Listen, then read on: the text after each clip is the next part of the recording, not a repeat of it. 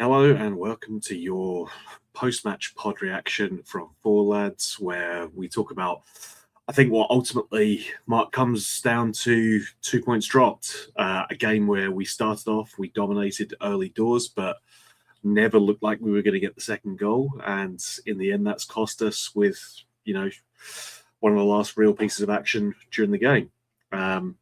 We're just going to dive straight into it, folks. Obviously, this is immediately after the match. We've not even seen the manager's reaction to it, but we're just going to discuss it, give our honest opinions, and we're here to talk it all through. So, Mark, your thoughts overall, first of all, on the game?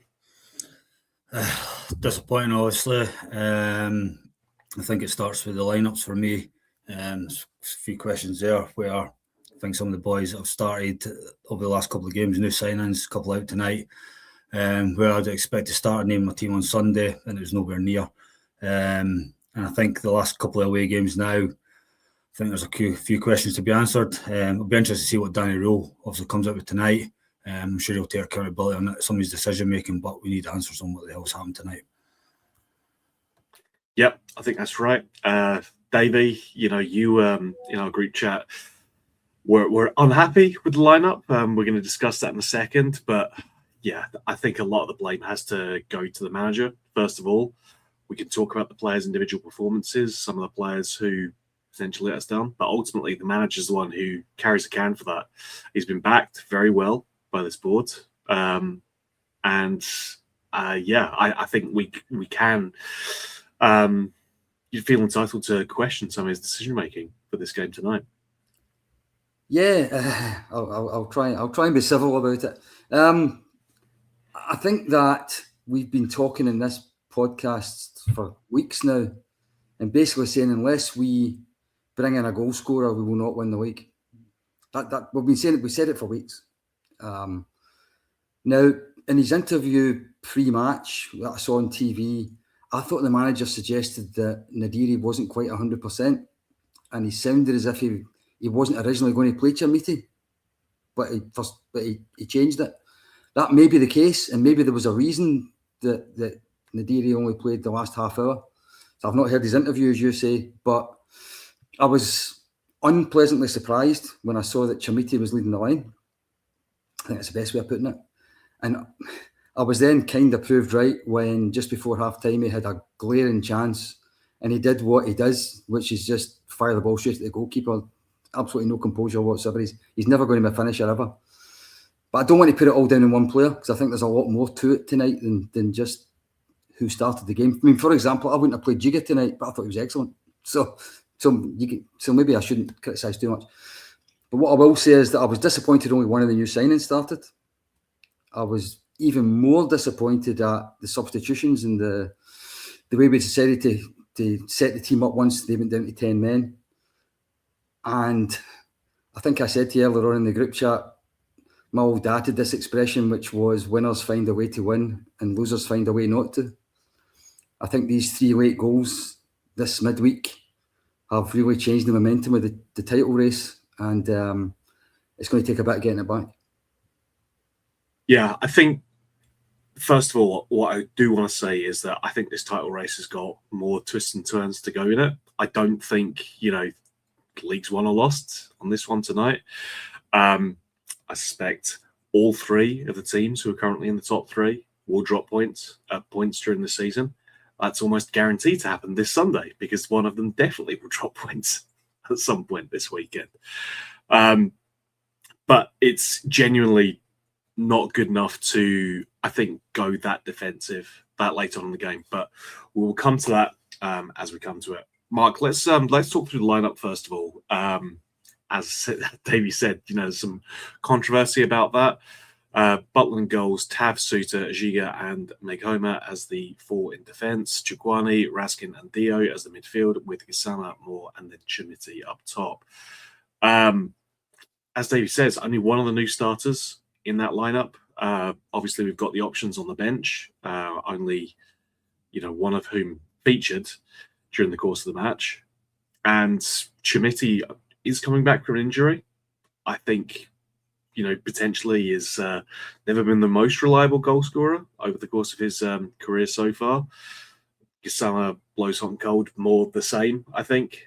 And yeah, I think that the front three is the biggest question marks I have over that lineup, because there's not in amongst them someone who's proven as a game changer there for me at this point in time. I think it's a little bit harsh on Moore, given I think he's not as influential wide than he is in the number 10. And tonight we'd also moved him out in Gisama. I'd put Gisama on my team just because he's going to be up against O'Donnell, and I thought he could have got him, but he played actually on the right and not on the left. Shamita himself, as you say, come back for injury. If Nadiri's also got an injury or got a slight knock, then you've got to start Miovski. And then across that team starting lineup, Makoma as well, with the way Romans has been and how influential he's been in the final third and the chances he's creating, I was surprised he wasn't started. I was the same as Davie. Giga, when he started, I was surprised he was in that. With Fernandes coming in, however, I thought him and Suter were outstanding tonight throughout. But for me, I think a couple of new boys not starting, the likes of Romans, Olsen as well, great threat, not even to get on the pitch, given where we were, especially go down when obviously they've scored and them going down to 10. I thought it could be a good outball for us, and we just didn't utilise it. That was a surprise for me, but Romans was a big one that I thought if anyone's going to have a big impact, especially how he's done in his first couple of games, not to get a start or not come on was quite surprising. Let's get the positive bit out of the way first, Davie, and then we can really dive into negativity. I think we do start quite brightly. We know that they're going to play at full pace. Motherwell are strong, but they do like to play football. We set up in the same way, and I think it was quite a good back and forth game. 6 minutes, there's a tremendous pass through from Diamande, and Raskin manages to get onto the end of it and just slots that one nicely past the keeper. That's almost a textbook perfect start as far as you go for a game away, especially at Motherwell, where they haven't conceded a goal in 9 games at Fir Park. Scott Arfield's the last person who scored there, as Mark reminded me just before we came on air. It's we know it was going to be a tough game going there because of the strength of the defence. To get that early goal, I think, is a really positive start. We set ourselves up on the front foot there. It's just a shame we failed to capitalise on it. It was a lovely goal. It was a goal that started, I think, with the goalkeeper actually and went all the way up the park. I thought Diamande was excellent the way he sort of pirouetted in the middle and broke forward. Raskin made a great run. It was a terrific goal. It was just a terrific goal. But I'm struggling to be too positive about it because of the 85 minutes that followed. I think that Diamande and Raskin both get booked in the first half. I thought Diamande's booking was absolutely ridiculous. He doesn't hardly touch the guy. And I don't know whether that affected them after that, but certainly Motherwell played round us, played through us for most of the rest of the first half. I think what I was going to say, when I was going to talk about the lineup, the other thing I was going to say was that I thought Danny Rowe got the lineup wrong at Hibs and the approach wrong at Hibs in the last away game we played. We then have some home games, score a lot of goals. Great. The momentum seems to be with us. The mood seems to be positive. But I worried as soon as I heard his interview pre-match when he talked about having one eye on Sunday. And he talked about he knows he can't play the same players in both games. But for me, Sunday was absolutely... Forget Sunday. Tonight was all about... Hearts won last night. All this talk about going top of the league and stuff. Well, you need to win games to go top of the league. And to win games, you've got to be positive. And I just feel as if we weren't positive enough in our intent. Yeah, it was a lovely goal. It was a great goal. And it shows what we're capable of doing. But I just feel we put the shackles on the team too early. And I feel that I'm sitting here thinking Motherwell deserved a point, which is probably what Danny Rohls just said in the telly, I'm told. But Motherwell down to 10 men shouldn't have been anywhere near a point. And then the reason they got one was because basically we shot the bed. I think that's right. Mark, we should have killed that game off far earlier. I think, the amount of talent that we have available to us, the amount that we spent on this squad just in January, let alone over the course of the season so far, it should have been well out of sight even before they have a man sent off, even before we get to that stage. The fact that we only had one goal going into the 85th minute when they claw that goal back is, it's a vulnerable position you leave yourself in. It's always going to be dangerous if you only give yourself that slender advantage.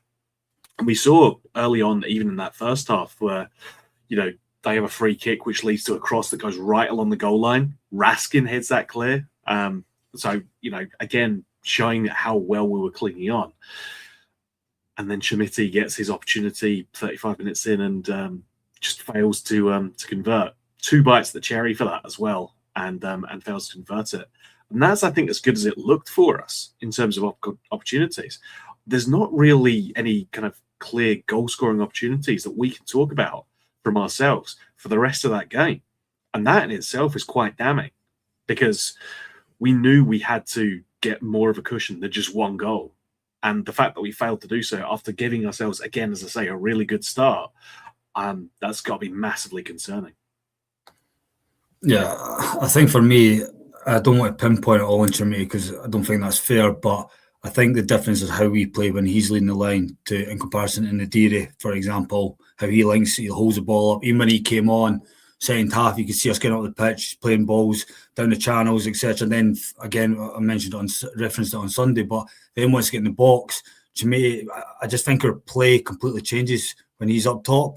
And I think David referenced it earlier in terms of our approach at Hibs. Again, and I don't want to put on him because it's not, but I think that focal point up top, I think the difference between Nadiri, for example, to Chimiti is just completely different, and how they link up playing and get us up the pitch. I think the problem we had in the first half as well, we just couldn't hold on to the ball. And in all fairness to Motherwell, I thought they were excellent throughout. They're good football inside. I thought the way they controlled the middle of the park in large spells in the first half in particular, we just could not get grip of the ball. But I think part of that sometimes is if it's not sticking, try and get them in behind, or try and just get up to Chimiti and try and hold it up and get us up the pitch. None of that was happening. And then all we're finding is that it's coming back on top of us, And yeah, Murray had a couple of chances, but I mean, it was more just how our general distribution was, and throughout we just could not keep hold of the ball. And for there, we just really struggled. And in all fairness to Murray, they've got, you're talking about the record in terms of clean sheets, etc., but they've got good creative players as well. But for me, I just felt our distribution overall, we just could not keep the ball, and it just wasn't sticking. I think that's right. When the one few occasions that we did get up the box, we never really looked like we were going to do much with it. 43 minutes, Davie, and Chimiti goes down under a challenge in the box, which looks like a foul to me. You would think in this day and age it might have been looked at, but that doesn't seem to be forthcoming. And then the problem that I have with it more than anything else, not that I think we should have had an argument for a penalty, it's that Motherwell go straight back up the pitch and look like they're going to score almost straight away off the back of it.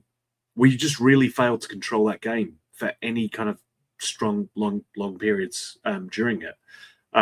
Really, really poor from us, I think. I think we had a very strong claim for a penalty. Sky didn't really make a great deal of it, but I don't know who the defender was, but the ball was still way in the air, way above Chimiti's head when the guy clattered into the back of him and sent him to the ground. If that had happened in the halfway line from a goal kick, for example, and Chimiti was going to go and try and head the ball and get flattened like that, he'd have gave a foul without doubt. I'm not sitting here saying it's a stone wall. I'm not sitting here saying it's all the referee's fault we didn't win and stuff like that. But that, for me, that was at least something that the VAR team should have been having a look at. It'd been interesting to see what the TV company would have made of it if it happened at the other end and it hadn't been given. I think they might have made a little bit more of it than they actually did. But I think in terms of after that, even the second half, I thought we played a bit better. We gave them far fewer chances. We looked as if we got forward a bit better. We kept the ball a little bit better. But I'd never really thought we were going to score. In fact, when we took Diamande off and we brought Nadiri on and went to 2 up top, I thought, oh, that's quite brave. I quite like the look of that. But it never really worked. And after that, it just felt that, especially after the sending off, I'm thinking, oh, now we go for it. Now we go and kill them off. But we seem to retreat into our shell and decide one was enough, which was a crazy thing to do. And I've seen a couple of the comments at the side saying it reminds them of Clermont. And I actually said that in the group chat earlier on. I've got these flashbacks to 2024 when Clermont took over. We were miles behind, and he closed the gap, and we all started believing, hey, we might just win this. And then we blew it. We shat the bed. Remember, we lost at Ross County. We drew at Dundee. 2 terrible away games with terrible attitudes, and it just feels similar. We had all that momentum, and we've just passed it away. And I think that I know we've sat and we've said only our results matter. Don't worry about what anybody else is doing. But that's 3 late goals this midweek. 2 of them in the other games, the title challengers have scored them, and yet in our game it's the other team that scores it. And I think that says something about the character and the mentality of the group that we've got. And I was really positive on this pod on Monday night after the Queen's Park game. I don't want to get too defeatist because I still think all 3 teams are going to drop quite a number of points. I think there's still all kinds of things are likely to happen. But on Monday, I sat and said, we've got all the momentum. We're the team that the other ones are fearing right now. And I think we've just chucked it in the bin. And we've chucked it in the bin in a really stupid way. I think that's right. It was within our hands, Mark. And I think especially 76th minute. The foul's really nasty by Fadinger or Moore. Like, it's just a straight leg into his ankle. The yellow on field somehow from the ref, and then upgraded to a red, which was the right decision. It's a bad challenge. I think it's right that it's a red card. I think there's probably a discussion to be had about the referee and how well he managed that game. But that is at least a correct call. But as Davie says, we don't really capitalise on that. You know, we take time after that to then move ourselves to a 3 at the back and sort of sit in against 10 men, which is bizarre to me. That feels like the kind of opportunity you go, okay, we already have 2 strikers on. Like, let's throw some more attack towards this and get ourselves that second goal. I don't think you can sit back and try and just hold on to a 1-0 lead. I don't think that's going to be productive, and unfortunately, that proved to be the case. Yeah, in terms of the back 3, I thought through and try to think what he's trying to do, but the fact that they're down to 10, I still just don't get it. I think a number of substitutions, even Asgard coming on, like for me, just the way he's been playing, it just doesn't influence the game whatsoever. I think there's a number of things with Danny Rowe tonight that needs to be questioned, and as I said, I'm intrigued to see what he's got to say post-match. But I think, the fact that I think when we look at the last couple of games of the new signings, Kilmarnock's probably an example. Take Queen's Park, it's a lower league championship side, whatever. But put in perspective, when we're playing Kilmarnock, new signings, Ant-Man, the difference in sort of the way we play as well, whereas a number of these boys are missing tonight and we go back to old ways. And I think Davie's right with sort of that. The Celtic and Hearts obviously getting late goals to win. We're also conceding and dropping points. And it's that mentality piece for me where a number of boys have been here for a long time and we're going back to old ways. And where we have built momentum, there is belief in the support. We feel like we're on the right path. However, we have a moment tonight. And look, I think it's tonight, if I was to say the 4 games and we were to get 10 out of 12 points, and tonight was a draw and we win another 3, I don't think that's the end of the world. I think the concerning part for me is the manner of how we play and the manner of how we drop the points. And the fact that Marwell's down to 10 men and we go back to a back 3, it's just a number of things that coming together where you just start thinking to yourself, like, where are we going here? But at the end of the day, a draw is not the end of the world. It's just a manner of how we've done it. And that's the frustrating part, especially the fact that Marwell is down to 10 men. And then we just don't look like we're going to capitalise on it. You know what I mean? And I think a big part of that is part of the old dog, the old regard that's been there. And for me, the sooner we can get all these new signings in and get them, like, for example, how we've done at Kilmarnock, I think it's going to make a massive difference as well. But for me, just a couple of decisions tonight, I think, have cost us, especially that one going to back three where they're down to 10 men. It's not great. Yeah, no, I'm 100% with you on that. I take your point as well about it can be a difficult away ground. In isolation, going away to Fir Park and getting a draw, not in isolation the worst result in the game. But as you say, I don't think it's even just the manner of the defeat. They go down to 10 men and then we concede a late goal. I think it's also based on what's happening around us in the league, seeing what our title competitors are also doing. They're getting the late goals, we're conceding the late goals. That's not a good combination for us to be in. And it's a gut punch, ultimately. That's what it comes down to. It's just really, really gutting for us to concede that late on, especially against 10 men, and especially when we start this game off with it in our hands. Davie, we've obviously talked around it, but Stephen Welsh on loan from Celtic gets on the end of a knockdown and manages to score to make it 1-1. We still have, I think, 8 minutes after that, but we, again, continue to not look like we're going to make any kind of impact. We had 1 or 2 forays at the park, but we didn't really give their goalkeeper anything to worry about. And I think for me, that's the most disappointing thing, where you have 10 men, you know that you need to go and try and seize this game, and we didn't do nearly enough, for me, to try and seize that game, to try and snatch back those 3 points. That's the most disappointing thing for me, I think, in terms of the performance that we got from these players today. Yeah, but I suppose if you go to a back five, I know you've called it 3 at the back, but in effect it was a back 5 that we went to. If you do that, then your man advantage that you've got disappears, because you've put an extra player in defence, which negates the extra man you had in the rest of the park. So what happened when we played with a back 4? Motherwell hardly created a chance in that second half. When we went to a back 5 and their midfield evened up with ours again, suddenly they did create chances. In fact, just a couple of minutes before Welsh scored, they had a great chance with a header at the back post that actually the Motherwell player should probably have scored it. He played it straight at Butland when he had almost a whole goal to him. It's a good save from Butland, I think, as well. It was, but that could easily have been 1-1. That was the warning for me, and we didn't heed it. And then the other thing to say is, if you've got all those defenders, then you need to be able to defend across to the back post. And if we didn't, their player won it. Welsh scores and it would be him. It's just a wee. Trust me, that Celtic's loan, the new superstar, scored in injury time, and then one of their players. It's just one of the nights. It's just.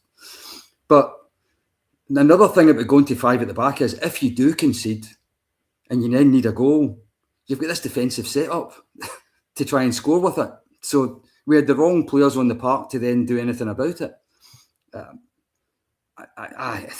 I'm finding it tough to be too positive tonight, but at the same time, I want to say it again.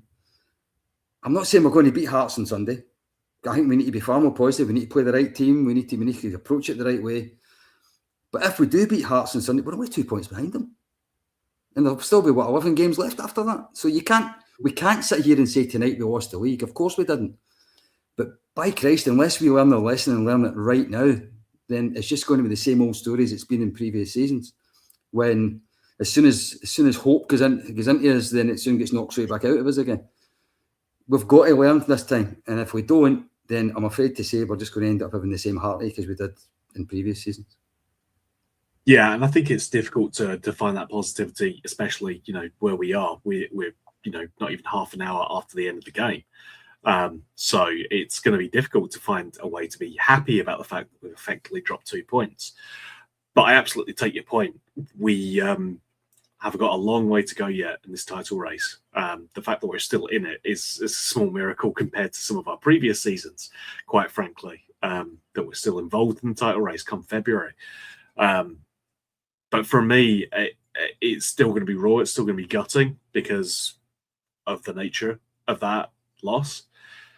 I'm saying loss. It's not even a loss. It's a draw. Feels like a loss, though, And we shall see how things go. We know that the game coming up on Sunday, Mark, is going to be huge for us. Always was. First versus second. That doesn't change. We know that's going to be the situation going into that game. The only disadvantage is that we don't have the ability now to go into the top of the league, but nonetheless, we can really narrow that gap and really put pressure on them. Conversely, it would be a really hard one to take if we fail to get all 3 points out of that one. So it's going to be a massive game for us going into that. And I hope that the manager has learned from this tonight and will pick a stronger starting 11. I think there are definitely still some players who are failing to offer enough and should have probably played themselves out of selection based on their performances tonight. And then, yeah, we just have to see how the rest of the league falls. But this league is very much still within our hands right now.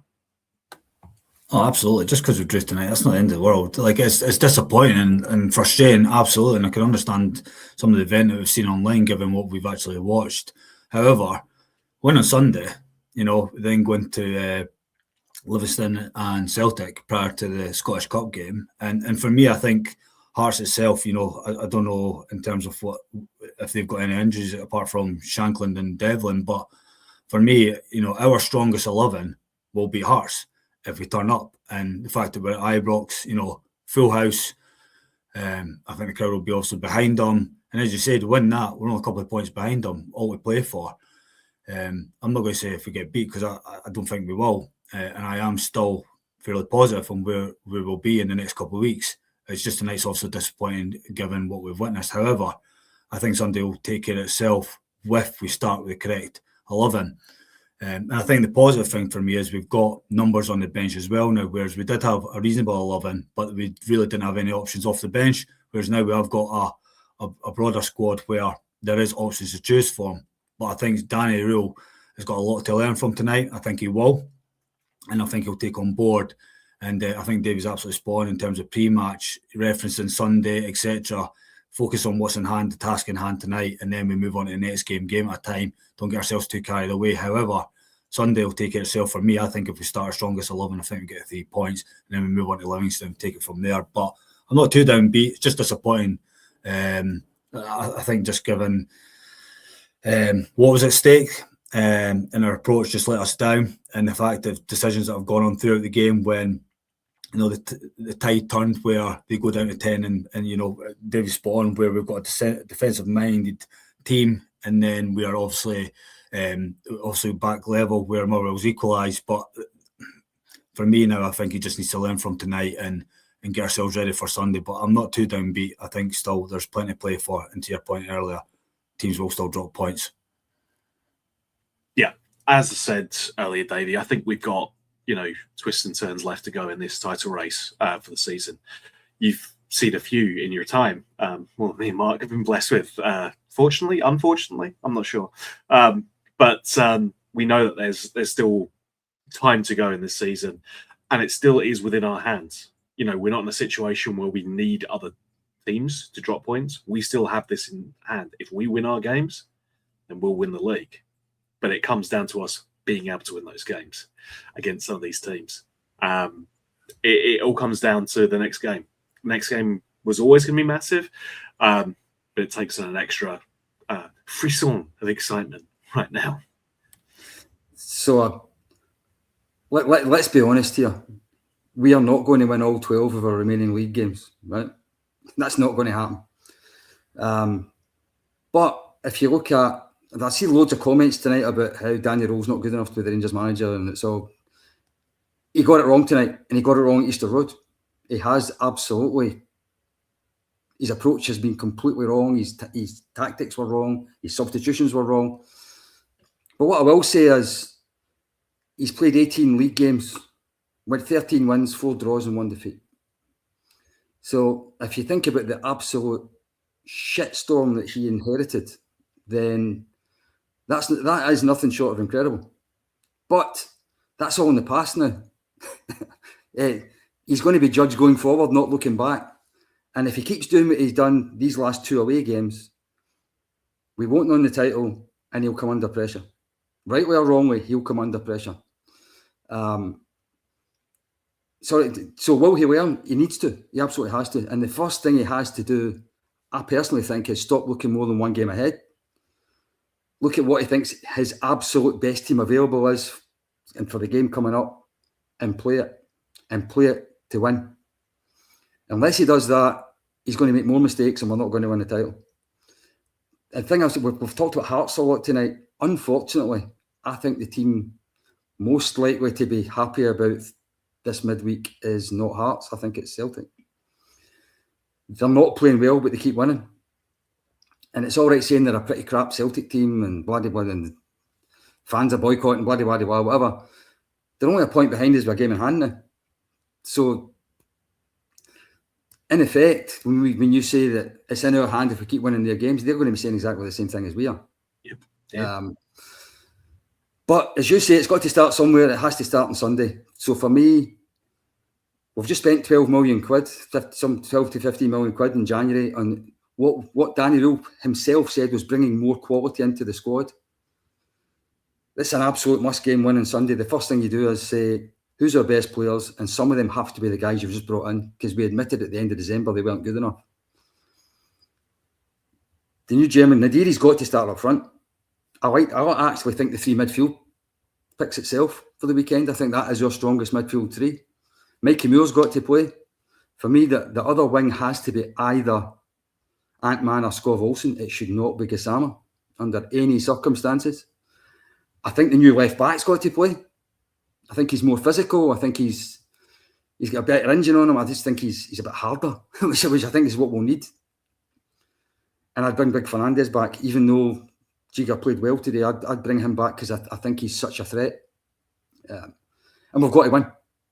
Full house at Ibrox. Big Hearts away support, making lots of noise. Let's turn it into a big cup tie and let's go out and win it. And if we do, we'll be far more positive on Monday night than we are tonight.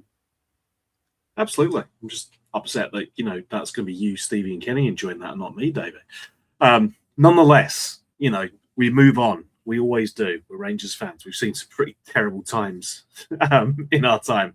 So we move on. As you say, drop points, not the end of the world. It's disappointing. It's gutting. It's especially frustrating given the nature of it. But we move on. We have to. Got no other choice, really. So, Mark, we move on. We know what the next game is. We know how big it is. For you, who's starting that team? Who's your starting 11 when we come to that game? I think Tav drops out 2 games a week. I think he comes out. Bottom obviously takes care of itself. I'm with Davie with Fernandes and for Giga. I did think Giga was excellent tonight. I've not been a bigger fan of him this season. However, I think tonight he was exceptional. However, Fernandes comes in for me and Roman starts at left back. I'm going to disagree with Dave in terms of the 3 because I want Mikey Moore to play the 10. And I think we need a threat on both sides with Ant-Man and Skov Olsen. I'd play Moore as a 10 and I'll start Raskin and Chukwueze. And I'm going to take Dio out. And that might be a bit controversial, but I'm going to stick with Raskin and Chuck. And I start Nadiri up top. That'll be my 11. I think you need threat on both flanks, and I just think Moore doesn't do it on the flank. I think he's better in the 10. He can pick up pockets of space. He can link with Nadiri. Nadiri will hold up a lot better than what Jamie done tonight. I think gets sort of the park and Moore playing off. That can be a threat. And I'd have Raskin and Chukwueze in that midfield battle. And I think one tonight as well, Chukwueze again, that physical presence in there, he was all over that park tonight, and the amount of challenges he was in, I think we've been lacking that. I think Davie's spot as well, Roman's just that presence as well. We've not had enough of that. And Fernandes comes in and supports that as well. So that would be my 11. But there'll be a number of changes. But I think we've got to be positive and attacking threat, and I think that would do that. No, I like it. I do like the sound of that. I think the important thing as well is that we have no more midweek games now. This is the last one that we have. It's all Saturday or Sundays now through until we get to the split, and then who knows what the random computer will spit out for us. But until then, we know that we have got a full week's worth of recovery in between games here, Davie. So, as we said, I think it comes down to the strongest 11 now. I don't think we need to rotate for the sake of rotation. I think you can now at this point just go, we have our strongest 11 and we stick with that, and we try and get these guys playing together as a team and working well as a team from here until, wheels fall off, basically. It's the only option that we've got, right? we've just got to keep fighting and keep trying to pick up the wins. The alternative is unthinkable. Yeah, and I think as well as picking our best team, we need to give them the instruction to be attacking. I think there's a mentality thing as well as a tactical thing for me. There should be no more trying to cling on to leads. There should be no more. Let's see how the first 20 minutes play out, and then we might attack after that once the other team blow themselves out. That all needs to stop. I think I used an expression in one of these podcasts not long ago, basically saying that titles are won, they're not handed to you. Now, I know Celtic are one handed to them in 2020 from COVID. I do know that for the Dundee email, but apart from that, I don't think I've ever seen a title handed to a team. The team that wins the league goes out and wins it. And as things stand right now, we need to change both in terms of character and mentality and in terms of tactics to be a team that looks as if we're trying to try and win it. But to try and finish on a positive note, I still don't think the two other teams are that great either. And I think they will drop points. But unless we get our act together, I don't want to be sitting in the summer basically saying whoever wins the league, if it's not us, whatever one of the other two wins it, regretting the fact that we let the worst Celtic team in living memory or this pretty ordinary Hearts team finish above us. I don't want a summer of regret like that. I completely agree, mate. Yeah, we're Rangers. We're built on winning leagues. Haven't done it enough, but we need to start getting back into that habit, I think. Mark, I'll come to you finally. We obviously know how big it's going to be. We'll talk more about it come Friday, but I want to just say thank you very much for coming on, mate, joining us for the post-match pod. Never easy to do this in these circumstances where, everyone's pissed off, frankly, about what the situation is. But I appreciate you coming on nonetheless, mate. And even, me giving you an out and saying, are you sure? Still up for the post-match? Straight in there. Yes, very excited. So appreciate that, man. Thank you. I'm not sure excited was the word, but I was more than happy to join, and I was committed to it, and I think it's our duty to do so. However, look, tonight's disappointing for me, but we've just got to park it now and let's get focused on what's in hand here. I think Dave's right. Sunday, we've just got to go for it and change that mentality moving forward. And I think the new players will help with that. I think we'll get them in the starting lineup. I think there'll definitely be a shift, and we've seen that last week with Kilmarnock in particular. So I'm not too downbeat. I'm disappointed, but we move on and let's see how we get on Sunday. But I'm fairly, let's say, bullish. That's where I'm at. I like it. Yeah, I like it. And Davie, thank you as ever, mate. I always appreciate you coming on, and thank you for joining us, man. Yeah, well, I did commit to doing it, win, lose or draw. Although I must admit, when I committed to it, I was expecting win rather than draw. It is what it is. We can't change it now, but you can still affect what goes forward. So maybe we should record this, send it to Danny Rowe and say, you don't want us talking about you like this anymore, do you? So get it right the next time. I mean, absolutely. There's a reason Stevie can't be doing this one. He'd have to slag off his best mate. We can't be having that. So, listen, folks, we appreciate you coming on. It's never easy to do these, but we appreciate you guys coming on and joining us for this tonight, whatever this was. We are grateful to the support. We're also thankful to our sponsors, Rhino Express, Clever Joinery, Apple Industrial Solutions Limited, CSD Air Conditioning, Candid, Amaret, still with elements of positivity tonight somehow, even in that. He was annoyed, but he still had things that he was happy about, which, I mean, gotta love Amaret for that, right? And Local Shop Online, partnerships with Black Rooster and Art of Gold. Folks, we will be here regardless of whether we win, lose or draw. We will be back for a Friday night show, and then we'll be discussing the Hearts game as well once that one is played. We're Rangers. We keep going. We keep fighting, and we're grateful that you guys keep joining us and supporting us as well. So thank you very much for that. Appreciate you all, and until we talk to you again, folks. Bye for now.